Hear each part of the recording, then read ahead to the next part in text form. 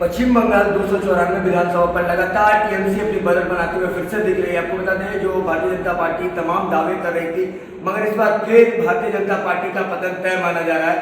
हमारे साथ क्षेत्र के जो कैंडिडेट है वो मौजूद है। दादा, किस तरह का पूरे क्षेत्र में माहौल आपको दिख रहा है?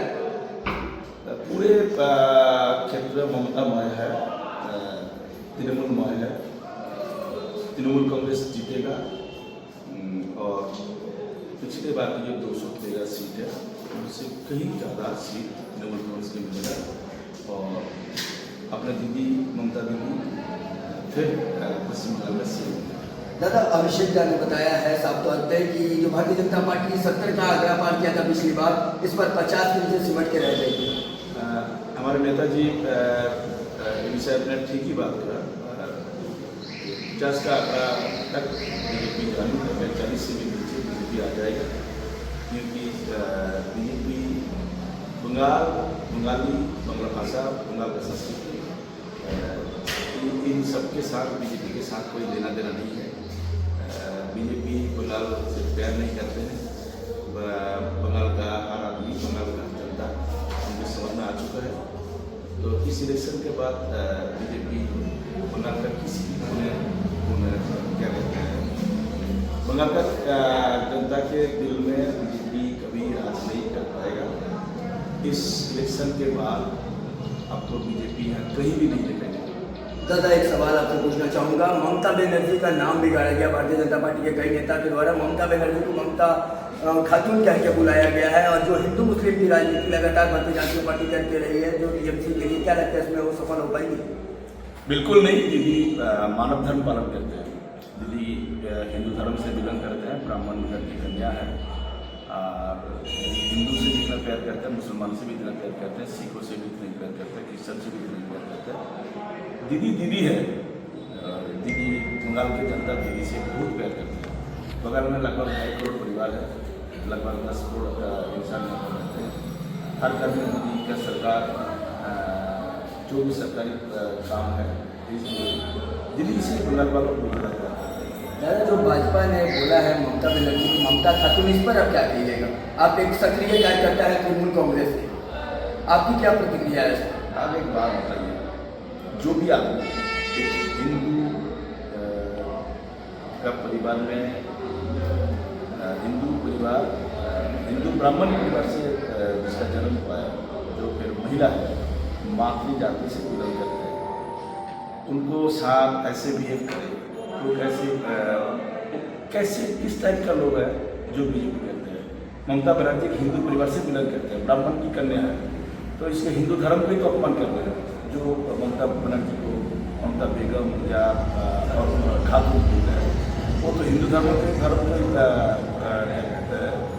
हिंदू धर्म के बारे में प्रसिद्ध है।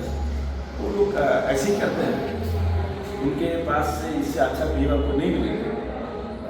भारतीय जनता पार्टी का जो नेता है, जो वर्कर है, वो इस टाइप के ही है। आप इनसे अच्छा भी दादा, सबसे पहले योगी राज का बात करता है ये लोग, और सब जो राम मंदिर बन रहा था, 5000 ब्राह्मणों का घर तोड़ने का काम भारतीय जनता पार्टी ने किया था। उस समय राम का कहाँ से नाम आया था? जो ब्राह्मण के सबसे प्रिय होते हैं, भगवान की सबसे प्रिय ब्राह्मण जाति होती है, उसका 5000 घर तोड़ने का काम किया था भारतीय जनता पार्टी ने। जहाँ राम लला का मंदिर बना था, उसकी खाना बनाने थी। देखिए, भारतीय जनता पार्टी ऐसे ही है। वो इंसान से प्यार नहीं करते, से ब्राह्मण हो और कुछ भी हो, तो ब्राह्मण का भी घर तोड़ता है, मुसलमान का भी घर तोड़ता है, सिख का भी तोड़ता है, ईसाई का भी तोड़ता है। किसी से प्यार नहीं है, किसी को प्यार नहीं करता है। बंगाल में एंट्री बंद मानी जाए भारतीय जनता पार्टी की? बिल्कुल, बंगाल में भारतीय जनता पार्टी का हम लोगों ने बॉयकॉट किया। इस इलेक्शन के बाद किसी भी कोने, बंगाल का किसी भी कोने में आपको दादा, शिवानी घोष लगातार सभाओं में जा रही है। उनका एक बयान आया था, अभिषेक बनर्जी उनके साथ थे। साफ तौर पर उनका कहना था जिस तरह का माहौल पूरे पश्चिम बंगाल में, यहाँ की जनता तृणमूल कांग्रेस को साथ लेकर चल रही है, आगे भी चलने का काम करेगी। निश्चित रूप से बंगाल की जनता तृणमूल कांग्रेस के साथ है, ममता बनर्जी के साथ है, अभिषेक बंदोपाध्याय के साथ है और साथ ही रहेंगे। बीजेपी या और कोई भी पार्टी का बंगाल में कोई स्थान नहीं है, क्योंकि पिछले 15 साल से ममता बनर्जी ने बंगाल के सड़क पर जो काम किया हिंदुस्तान में रिकॉर्ड है। इतने अच्छे सीएम हिंदुस्तान के बंगाल को छोड़कर और किसी कोने में किसी भी सीएम इतने अच्छा नहीं था। दादा ये जनता का सवाल है, इस क्षेत्र की जनता का आपसे सवाल है। दादा इलेक्शन कमीशन आई है यहाँ पर, लगातार भारतीय जनता पार्टी को समर्थन दे रही है, कहीं ना कहीं वो पार्टी बनने का काम कर रही है। क्या लगता है निष्पक्ष जांच कर पाएगा कोई टीम इसका? चुनाव कमीशन निष्पक्ष नहीं है। चुनाव कमीशन का जो भी आदमी ये है, लोगों ने पूछा है, क्षेत्र की जनता ने पूछा है। चुनाव कमीशन के जो बंदे यहाँ काम कर रहे हैं वो भारतीय जनता पार्टी का जो कर्मकर्ता पूरी तरह से बिहेव कर रहे हैं। तो जनता हमारे साथ है, चुनाव कमीशन हो और कुछ भी आए, पुलिस आए, जो भी आए, जनता हमारे साथ है। पटासपुर में जनता का राज है, पटासपुर का तृणमूल में तृणमूल का राज है और पटासपुर सीट तृणमूल कांग्रेस जीतेगी। ये बिल्कुल साफ हो चुका है और इसलिए भारतीय जनता पार्टी का जो प्रार्थी चुने हुए कैंडिडेट है वो चुना गया है। और पटासपुर के बारे में वो अनप शनप बोल रहा है, कहीं भी जाकर अच्छे बड़े सेवा कर नहीं पा रहा है।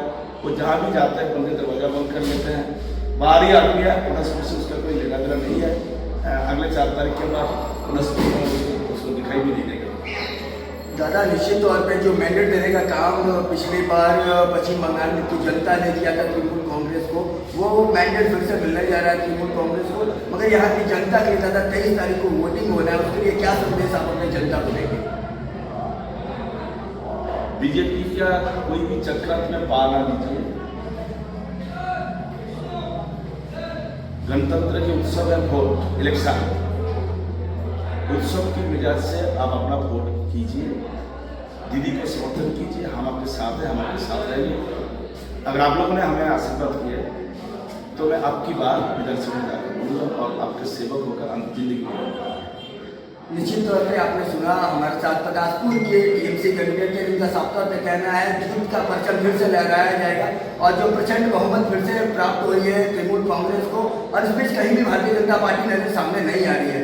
लगातार न्यूज़ फॉर इंडिया अपने दर्शकों को दिखा रहा है किस तरह का माहौल पूरे पश्चिम बंगाल में देखने को मिल रहा है। वीडियो जर्नलिस्ट संजनी यादव के साथ शशि यादव, पटासपुर, पश्चिम बंगाल।